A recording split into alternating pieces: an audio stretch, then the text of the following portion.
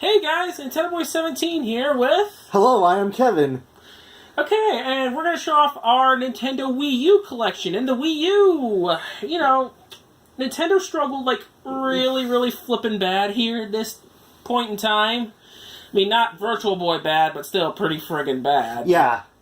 Nonetheless, the Wii U had a lot of games I managed to enjoy, and still, some of which I still buy games for, and some of which I still haven't even gotten the time to play yet, but, But anyway, let's get started, shall we? Yeah.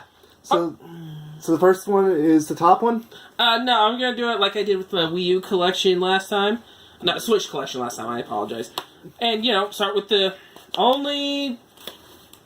a special edition I have, Shantae, Half Genie Hero, the Wii U version. Now, it's got a box similar to that of the Switch Special Edition. Similar in size. I think it might be slightly wider. I don't know.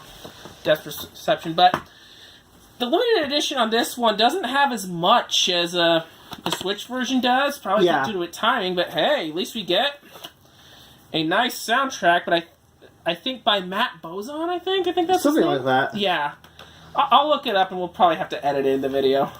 Yeah. But besides that, it's also got the soundtrack and the game itself. Yeah. In the meantime, the Switch version has a little more, and I brought these out just to compare. I'm not going to do it with every one of these games. Yeah. It's got the soundtrack. So I got the game, of course. And I believe it in an art book. Yeah. So definitely the Switch version provides a little more, and I think that's due to the time it's released, and it contains all the DLC. But hey, I'm glad to pick both limited editions up when I first got the chance. All right. Still need to beat any Shantae game, though, but I love it. In the next one, we're going to do the Standard Edition games. Batman Arkham City Armored Edition.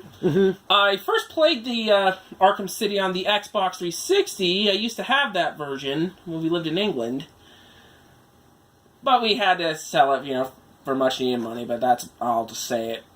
I'll just drop it right there. But, anyway, the Wii U version's still quite good. I mean, definitely like the additional content, though when I first played it, I was like, oh, whoa, what a whoa, I don't remember that. Mainly because the Catwoman DLC, it's like, most of her levels are like right in the middle of the main campaign. I'm like, yeah, hey, I don't remember this playing the standard 360 version. Then I was told that's what happens if you get the Catwoman DLC and or the Game of the Year editions. But I don't know, the placement of it makes it feel like a George Lucas altered edition of the Star Wars movies. It's like, I don't remember that, seeing that initially.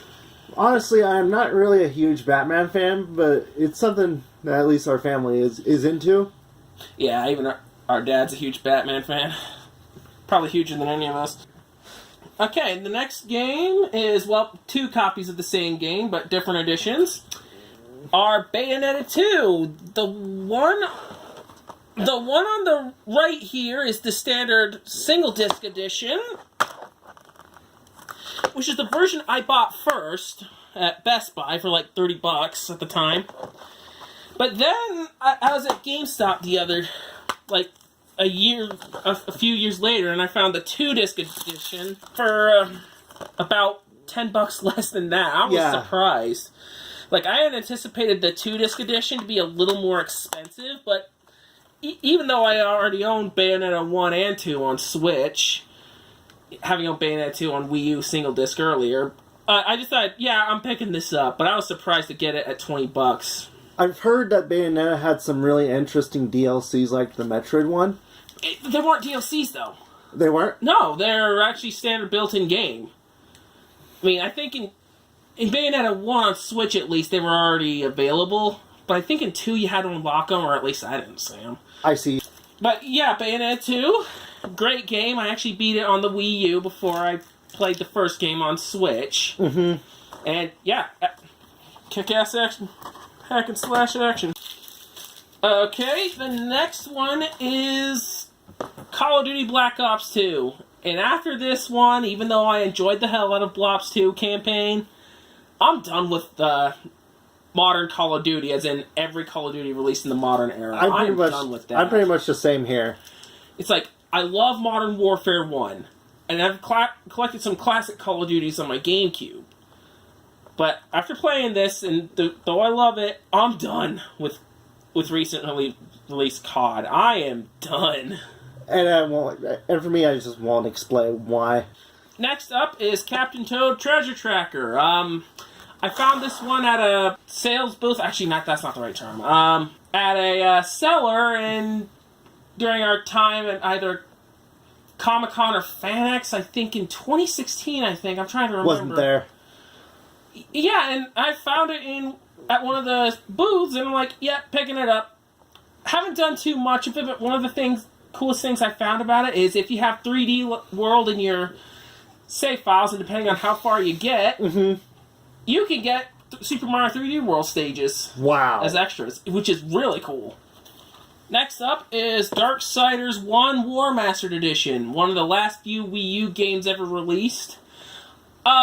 It's basically a Zelda clone meets a God of War style hack 'em up, but I admit I've gotten pretty far. I just haven't bothered to get back into it, but it's got an interesting world, interesting apocalyptic setting, and interesting comic book style. Yeah, it's pretty fun. Fortunately, I'm not really familiar with this particular type of game. Mostly because I'm not really huge into many medieval stuff. It's not medieval. Oh, is it? It's like a post-apocalyptic modern city. It's just it just has more fantasy stuff because it's about the 4 horsemen of the apocalypse. Oh, I know. And it's angels and demons. And I know the 4 horses about the apocalypse. Yep. So I know just about that. Next up is the director's cut of Deus Ex Human Revolution. I never played the original version, so I was glad to pick this up when I did. I had a first playthrough, yet I screwed something up that made the game, basically broken during a boss fight, which, by the way, the first version's bosses were criticized for being, that broken. Yeah. But they fixed it because you can find alternate methods of beating the bosses. You just need to, have great hacking and whatever.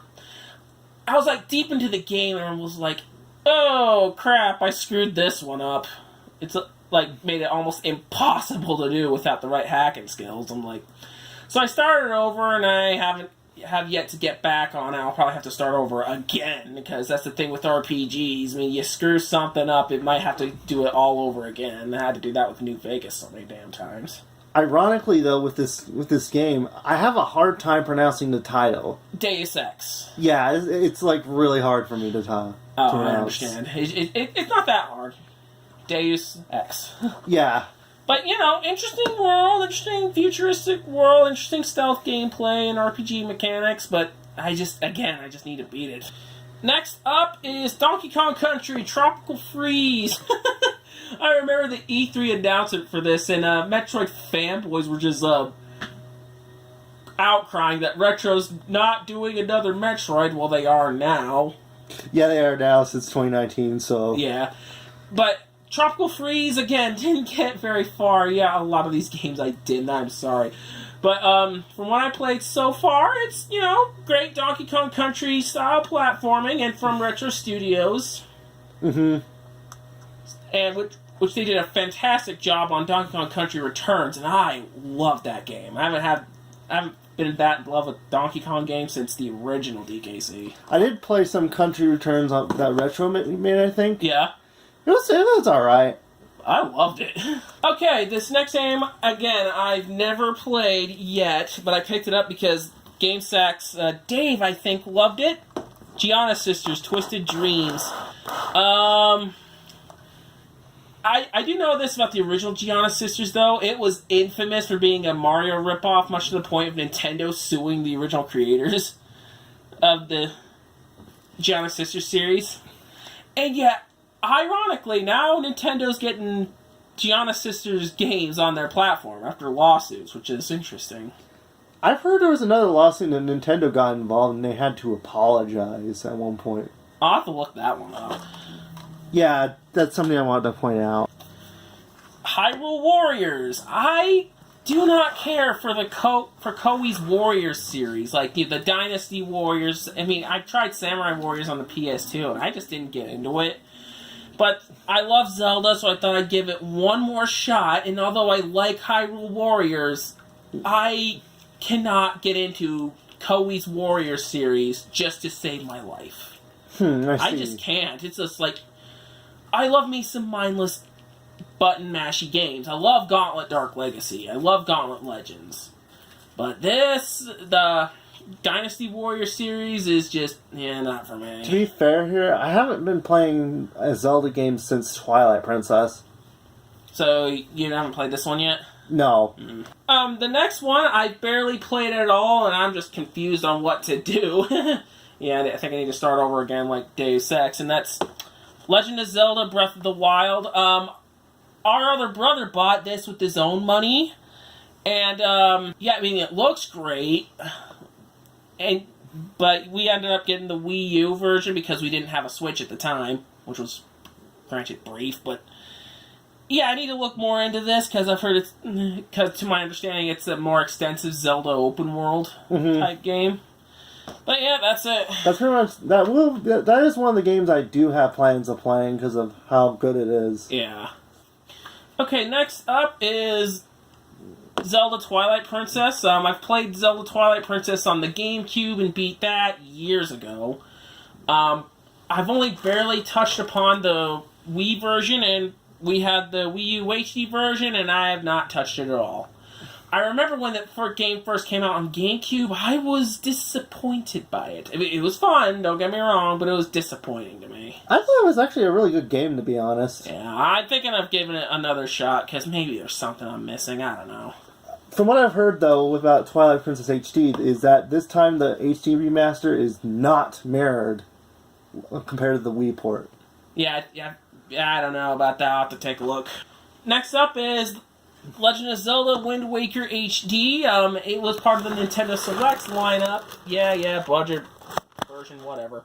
But, even though I already own, like, 2 GameCube versions, one American, one PAL, I picked this one up because it was cheap. What the hell? Might as well see what they tweaked. The next one is what I also own on the Switch, but due to problems with the video, it didn't show, and it's Lego City Undercover, which is a great Lego game, probably the best in Lego's recent lineup. But here's a funny thing. When the Switch, PC, and Xbox One and PS4 versions were announced, those versions ended up being full price. Or at least somewhere near that. While at this time, this version was $20. I'm like, I'm sorry, WB, but that made no damn sense. And knowing this might be considered to be the first ever Wii U game to be released, if I'm correct. It's not. Maybe it's among the first, but I think it was like, Nintendo Land. Yeah, it was Nintendo Land. Okay, so probably second or third? There's been a few since then. Double check.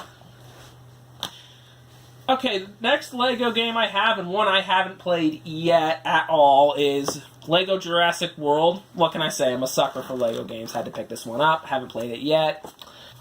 The next one are the Lego Marvel superhero games.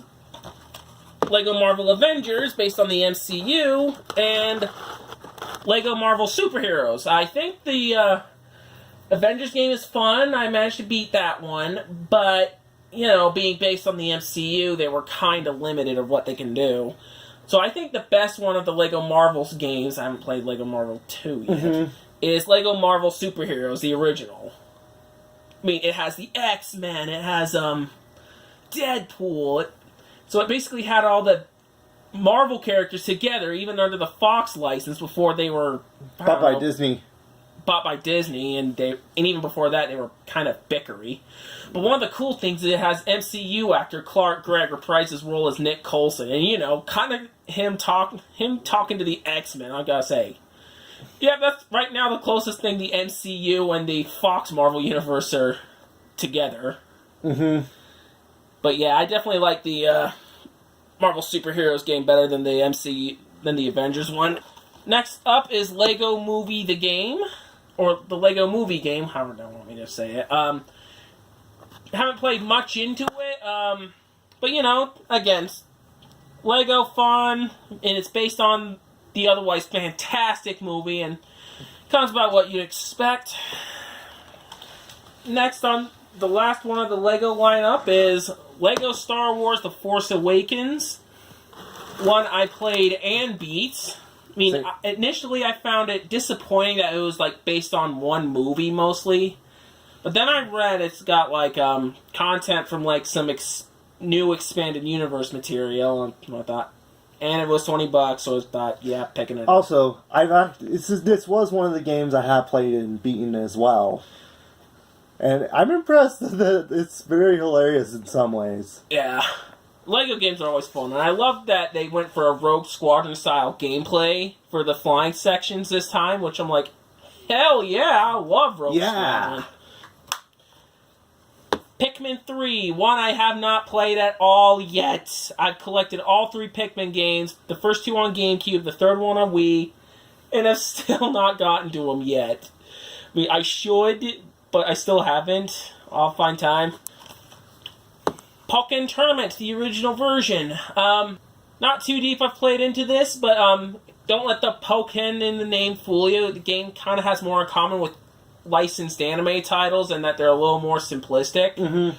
But again, it's kind of nice to see Pokemon in a fighting game style setting, and Namco Bandai is one of the best developers to handle that sort of game. And I've actually played it pretty in the game as well. It's actually quite fun. It is. And also, the best part about the game is I love how they got the character models and their textures really, really good. Yeah, me too. I mean, the textures almost kind of remind me of the upcoming Detective Pikachu, which, by the way, isn't an advertisement, but it's just, you know, Detective Pikachu. The movie that's coming out next month. Yeah, it's just Detective Pikachu has, like, really nice Pokemon graphics for a live-action Pokemon film. Hell yeah. Yeah, I kind of want to see that. Uh-huh. Mainly for wise-ass Ryan Reynolds. Definitely. Okay, this one I also own the definitive version of on Switch, but Rayman Legends, the original. Mm-hmm. Fantastic artistic visuals, but again, I need to get deeper into the game. Yeah, something's up with me. I keep buying games I haven't had time to play a lot. I mean, adulting sucks. Oh. One of the first games I picked up for my Wii U, not including the digital version of Mario Kart 8, Super Smash Bros. For Wii U, and I don't know, content-wise, this one was disappointing, I think. I think, to be honest, it actually has a lot less content than it was with Ultimate. Ultimate's the one that came out later, so that's understandable, that. I know, but Ultimate has, like, literally everything. Well, yeah, true, but I think that was the point, but, in Super Smash Bros. Brawl, and a lot of Smashers hate that game because the infamous tripping had way more to do in single-player and multiplayer. And, of course, the online still sucks. Yeah, knowing Nintendo's issues. Yeah. The original Shovel Knight, I mean, wait, what, there was a sequel? Anyway, Shovel Knight, played the game and beat it on the DS, and I thought I'd pick up a console version up. If I ever see the Switch version, I'll be sure to get that one too. Mm-hmm. Sonic All-Stars Racing Transformed. I mean, this game has been part of debates on whether or not this is better than Mario Kart, and while I'm not sure about that, I will say it is definitely better than the first game, which is also great. Yeah. I mean, it's got the odd choice of Danica Patrick as a guest star, but then again, it also has the fitting choice of Ralph from Wreck-It Ralph. Mm-hmm. Ironically, though, Sonic is one of the franchises that I used to be a huge fan of, but it's been so different now. Yeah. I mean, I still like Sonic the Hedgehog, I just haven't picked up a recent game since Sonic Mania, which, okay, it's not that long, but that's a fan project officially published by Sega, and official, so I don't think that really counts too much. Okay, and I got these separately, even though they were supposed to be in a box together. Star Fox Zero and Star Fox Guard. You know, I love the Star Fox series, but I will deny that game has its problem because you have to pay attention to 2 screens, and admittedly that's kind of a pain, but of what I played, it can be really fun. Mm-hmm. Guard I have not played yet. It's supposed to be bundled in with Star Fox Zero, and I think it might be one. And some argue it might be one of the worst things that come from it. But honestly, I don't care. I played through Star Fox 2 on the SNES Classic, and it didn't SNES Classic, and it did not, and it wasn't received well either, and it hasn't aged well. So whatever. And I'm just glad that Nintendo did revise Star Fox. Yeah, me too. I mean, Ubisoft has Starlink, Battle for Atlas, and reportedly that's one of the better things that come from Star Fox. I wouldn't know, because unfortunately it's a Toys to Life gameplay, and I really don't want to be putting up with any of that. I mean, amiibos don't count, really. But, yeah. Super Mario 3D World. It's definitely an improvement over Super Mario 3D Land, which I also loved. But this one's got, like, drop-in, drop-out co-op, and like I said, links with Captain Toad treasure trackers. Mm-hmm. So, yeah, which is really cool. Okay, a couple games I have not played yet, so this will be a quick segment. Super Mario Maker. I mean, with Makers, you gotta put in the time and effort to see how everything goes. I haven't had that time yet. And yet, with Super Mario Maker, you could easily make a level that looks so impossible. Yeah, and reportedly you're supposed to test that first before you release it, but whatever. The Wii U Steam World Collection. Again, haven't played any of this yet, but I did manage to get a second digital copy on the weirdest places ever, and that was the last game they have on their temporary free service. Origin from EA. What? Yeah, I don't know. It was free on their site when they had the On the House program, but they haven't used that thing since, and they've gotten rid of it, I think. Mm-hmm. I just mainly use it to play Dragon Age But yeah, it interested me, so I decided to pick it up. This one's mainly a birthday gift to our little sister, but it's Splatoon. I tried playing it with the motion controls on the Wii U pad, and honestly, I think it sucks. Not the game itself. The game itself is great. But that style of control sucks. I think it's just a lot worse when you have the tablet. I'm not sure. So I play it like a regular third-person shooter, and I managed to have a better time, but when I'm using the motion controls, when it's supposed to, like, emulate quote-unquote mouse control, I'm like, nope, this doesn't work. However, I did finish this game, and that was a few years ago. I played a few rounds online, love it, but I'm not sure if the Wii U version's active now compared to the Switch version, but even then I have to pay Nintendo Online now for Switch. That sucks. Yeah, just to compete. Yep. Okay. One I played worshipfully on the Xbox 360 initially. Then I played it even more on the Wii U. I mean, better than Super Smash Bros. 4, at least. Not Ultimate. Ultimate kicks ass. Tekken Tag Tournament 2 Wii U Edition. Mm-hmm. One thing cool about this is that it's got reversible art. I mean, you see Nina and Anna on this one. If I flip this around, you'll get Heihachi and Jin on this same box art. But I just preferred seeing Anna and Nina. But anyway, as for the game itself, Tag 2 I think is arguably my second favorite Tekken game. The other is 3. And what I do like is that the customization is the best it's ever been for the Tekken games. Mm-hmm. You gotta put in a lot of time to get some really good stuff, but you can make some really cool costumes for your favorite characters. And let me tell you, this was an uneventful ending, because again, I haven't had time to play it at all, but I really wanted to pick it up. Wonderful 101. From the mind of the great Hideki Kamiya, I just had to pick this one up eventually, because it was something kind of Pikmin meets Beautiful Joe. It actually looked really, really good. Mm-hmm. So I had to pick this one up. Okay, so that's it for the Wii U collection. Don't forget to check out my channel and subscribe, and if you want to follow me, you can just follow me on Drawing Zurio's Twitch, or Drawing Zurio's, or Drawing Anani's YouTube, whatever. But I have made like a Wii U video before, but that's where most of my opinions were actually located. That's why I didn't say much, but go ahead and subscribe to Nintendo Boy 17. It would mean a lot. And thank you guys for watching. And have a good day.